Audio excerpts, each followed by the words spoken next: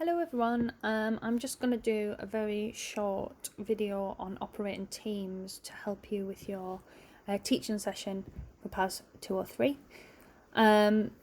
Teams, you'll probably know most of the features of Teams because you've been using them since last March, but it looks a little bit different if you're teaching, I suppose, and if there's certain things that you want to do.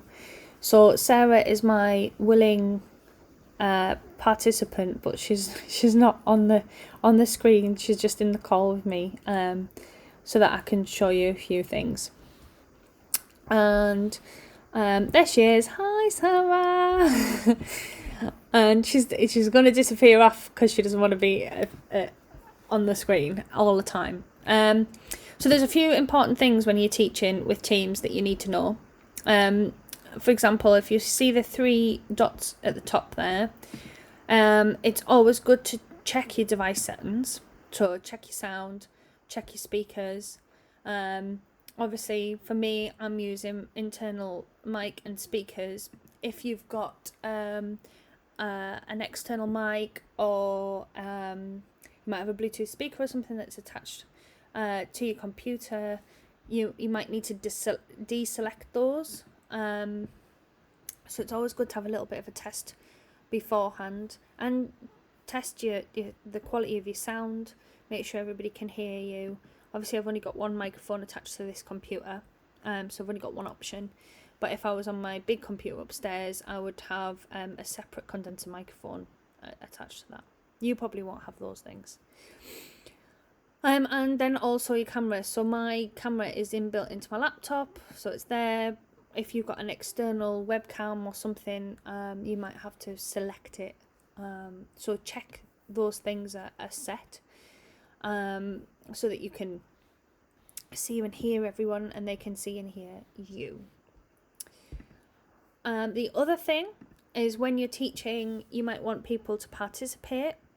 And you might kindly request, if possible, they could put their cameras on.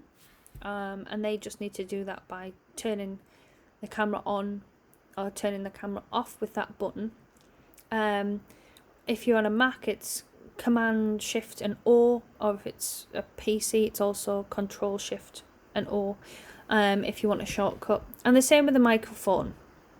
So if you're delivering something and you're not needing people to participate, the best thing to do is ask them to mute their microphones, otherwise you will get feedback and there'll be an echo.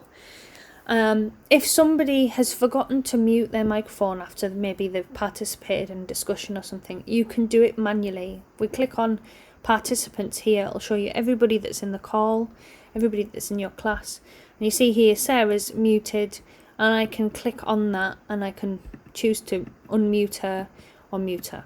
Okay, or you can do it underneath their photograph, or you can do it with yourself. Okay, so it's good to remember that that's an option there for you as a leader of a workshop.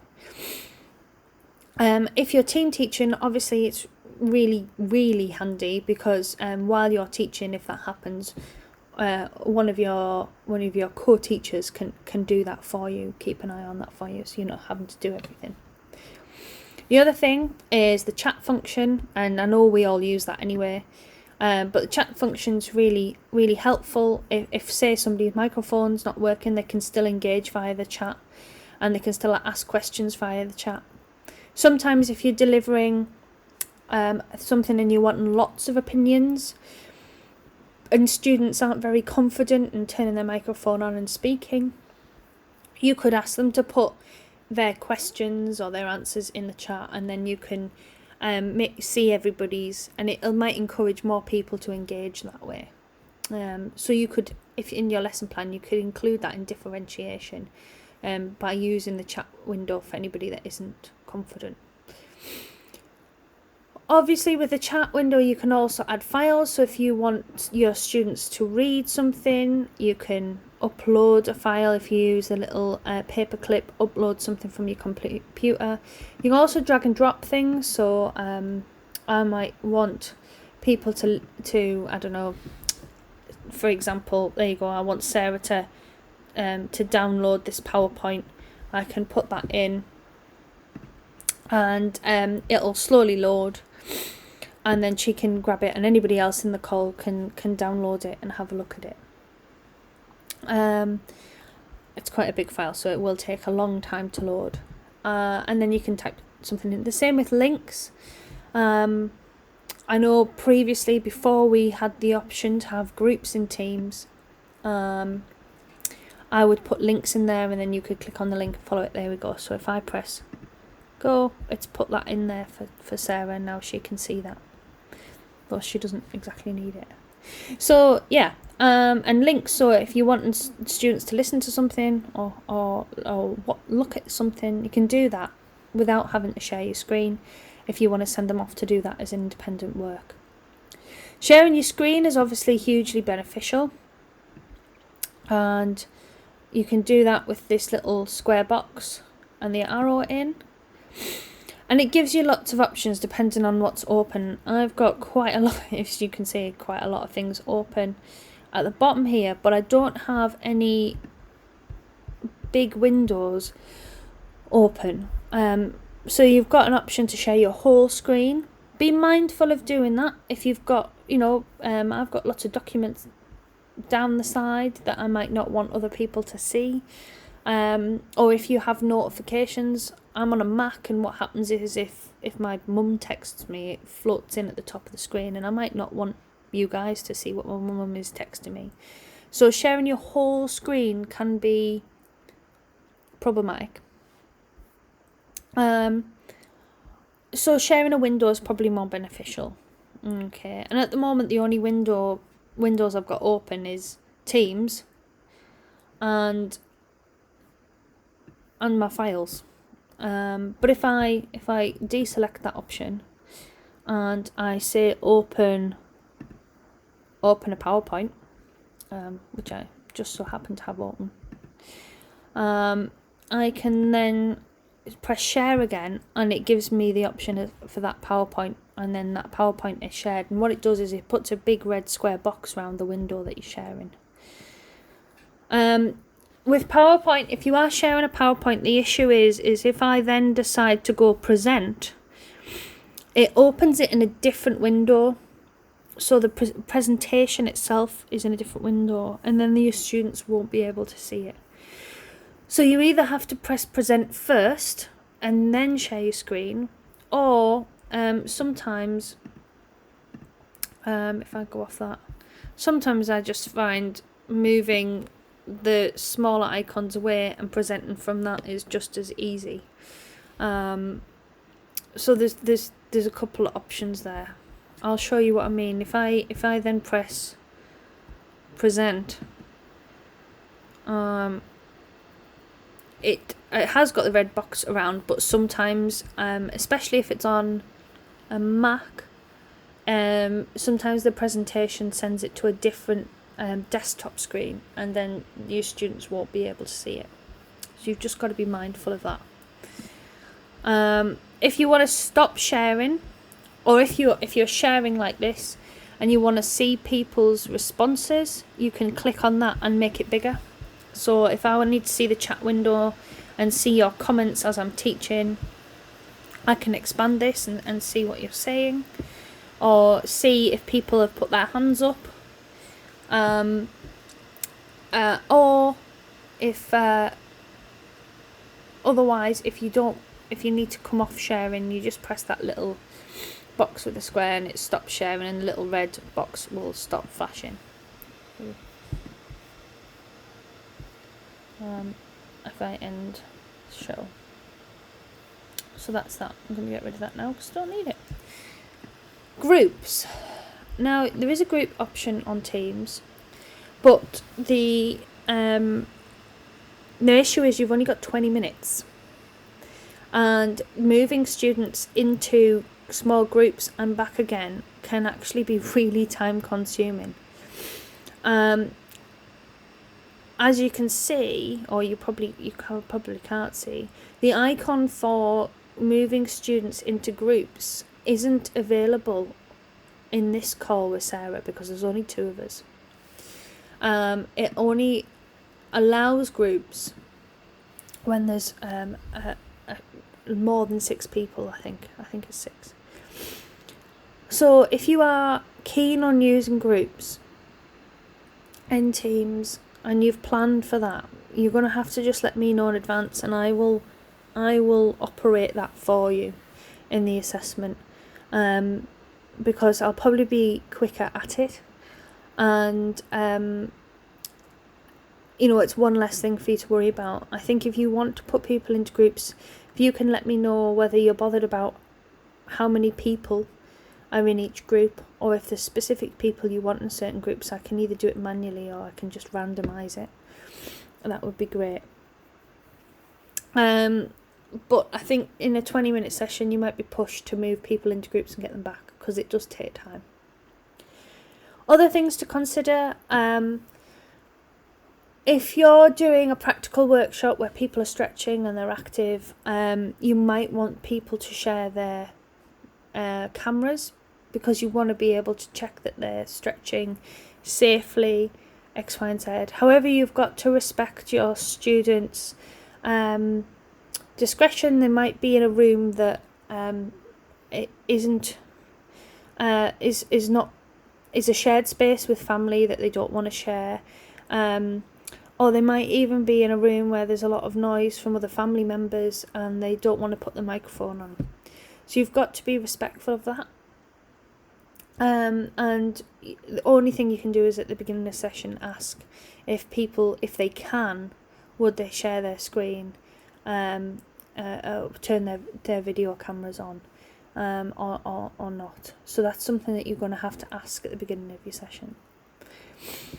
Other things. If you are in a space where you maybe don't want everybody to see your background, so if you've got washing on an area that you don't want to see or whatever, there is a way of changing your background, and this is quite useful if you're teaching, or even if you're a student.